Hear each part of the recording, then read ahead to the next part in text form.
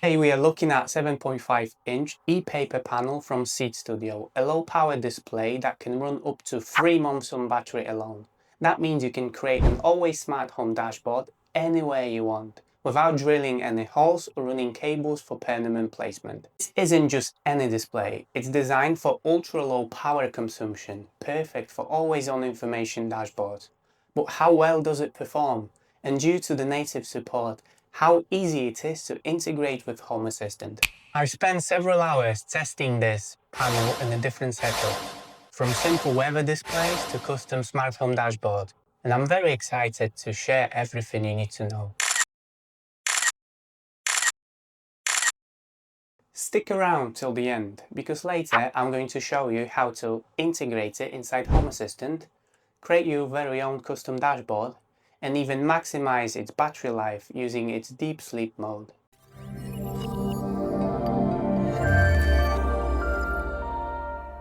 This is a monochrome ePaper display with a pretty sharp resolution, 800 by 480.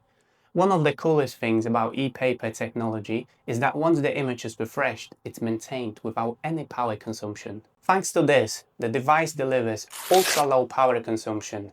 This ePaper panel technology, the screen only uses power when updating, meaning it can run for weeks on a very small battery. The display also supports both partial and complete refresh modes, balancing fast updates with minimal ghosting. Physically, it's pretty slim and lightweight, making it easy to integrate into different projects. Through ESP Home integration, this panel integrates well with Home Assistant.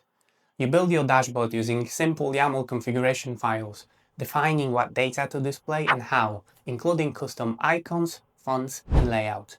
This flexibility lets you create elegant, always-on smart home displays, tailored exactly to what you need to see.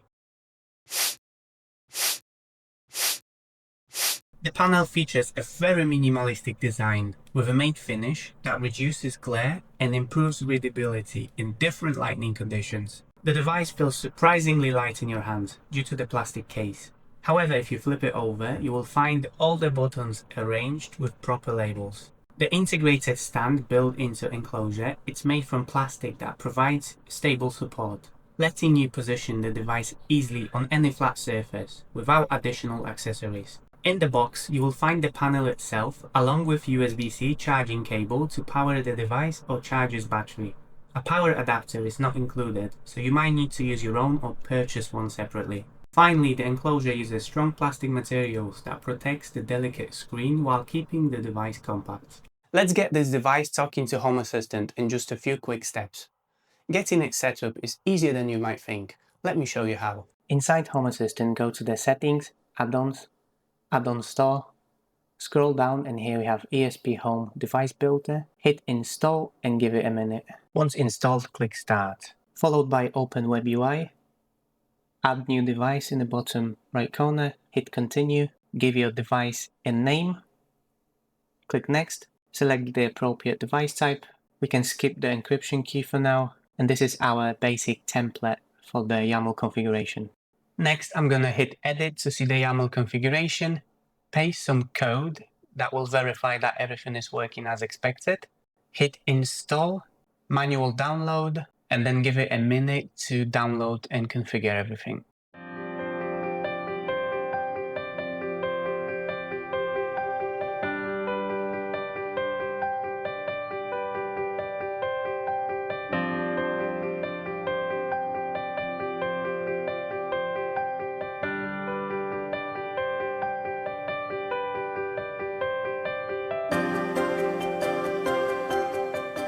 Download the factory format, open ESP Home, connect your device by supplied USB cable, click Connect, install the downloaded software, click Install and give it a minute.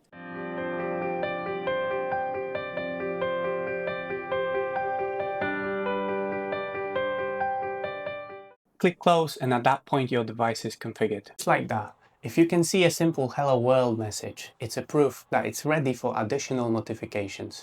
After the initial setup, going forward we can update the device wirelessly. So in order to display something different, all you have to do is go back to the Home Assistant, Add-ons, ESP Home Device Builder, open Web UI, edit the YAML file, and update this bit here at the bottom. Hit save, install, and here we can select wirelessly, and then just wait until this completes.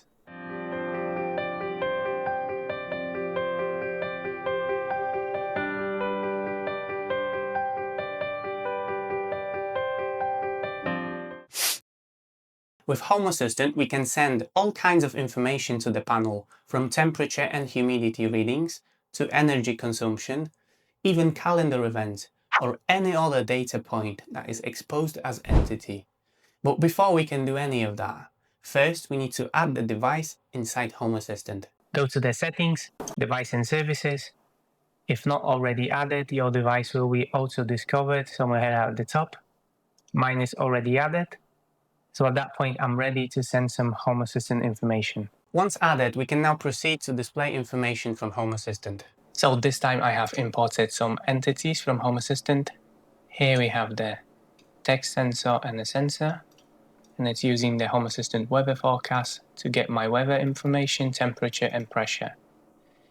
And this ID is then being passed to this Lambda function that is responsible for displaying information on the device. Displaying is not just about the plain text. You can display icons too. Whenever it's weather icons or custom symbols, they will add an extra layer of clarity and style to the information we're trying to display. So if we go back to the configuration, I have added an extra file config under the font configuration, specified the size and ID, and that ID is then used to draw the icon next to the weather text. And if you want to get an idea of what kind of icons can you use, we have those Material Designs icons that have over 8,000 of icons. And if we go to the weather section, search for the cloud, we can find the icon that I'm going to be using. And here we can get the code point, copy it. And then if we go back to the configuration, if you want to use a different icon, all you have to do is replace the final 5 characters at the end. And then if you go to any file editor and open the folder structure, when you install ESP Home, this folder will be created for you. I had to create this folder font and upload those different files, so then it can be used in this configuration right there. And if you want to get creative and have time to experiment, you can even show images, logos, or any graphic. Let me show you how to display a Home Assistant dashboard as an image. First, we're going to have to add this add-on that will allow us to create screenshots of our dashboard. Open the link, click Add, and then hit Install. Once installed, we're going to have to go to the configuration, and we're going to have to generate the access token that will let the add-on interact with Home Assistant. In order to do that, go to the Home Assistant username security, scroll to the bottom, click Create Token, give it a name, hit OK, copy, go back to the add-on, paste it here, and hit Save. Go back, click Rebuild. Once started, the add-on will launch a new server on port 10,000. Any path you request will return a screenshot of that page. You will need to specify the size of the screenshot you want. So if we were to use a Home Assistant default dashboard and try to take a screenshot from that, all we have to do is update the spot number, specify the viewpoint. I'm going to do it 800 by 480 because that's the resolution of the ePanel device that we're going to try to display this on. So this is what we'll be able to see. So let's try to get this downloaded onto the device. So let's go back to the settings, add-ons, ESP Home Device Builder, open the Web UI, edit the YAML configuration, and paste this code and replace all of that. And then I'm just going to take the URL of the screenshot and I'm going to paste it here. Hit save and install. Let's talk about one of the smartest features of this device, its deep sleep mode. Here is how it works. The device wakes up for about 1 minute, just enough time to update the screen with fresh data. Then it goes into deep sleep mode for pre-configured amount of time. During this deep sleep, the panel uses almost no power, which is why it's so energy efficient. However, there is a trade-off.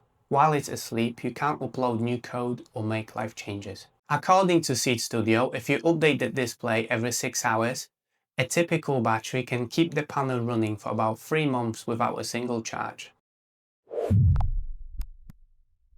With smart timing and deep sleep, this panel balances staying current with your data and maximizing the battery life. Perfect for low maintenance, always on displays. So to maximize battery usage, you probably want to display data that doesn't need to update very often. Few times a day is perfect. Now let me show you a custom dashboard to show you what's really possible with the device. By combining icons, lines and different fonts, you can create a pretty good looking and highly readable dashboard. For this setup, I've used an example from a website for the left section of the dashboard. Here you can see a today's date and the current weather information, beautifully displayed, with information coming straight from Home Assistant. Right side, I've added a list of my daily announcement automations, along with the date when they last time ran, keeping me up to date what's important every day and making sure that they work as expected. Great is that you can design a custom dashboard specifically tailored to the panel resolution and use a Puppet add-on to display that as an image. However, everything that you see here, it's all been drawn directly inside the ESP Home Device Builder. I'm planning to test updates every about 6 hours, just to see how long the battery lasts in the real life. The company claims about 3 months on a single battery, so I'm quite interested to find out if we can get any close.